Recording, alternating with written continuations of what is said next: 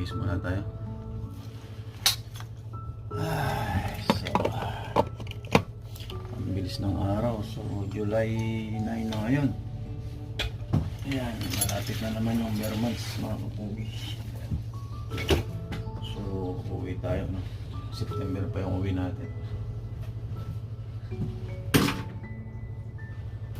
Alright, medyo matagalan tayo ngayon. Okay.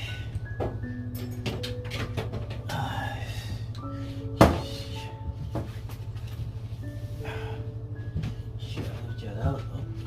Tako na dyan. Tak-tak. Ayan, so mag-base lang tayo. Mag-base lang tayo ng overall. Tapos kakain na tayo mga kapugi. Alright.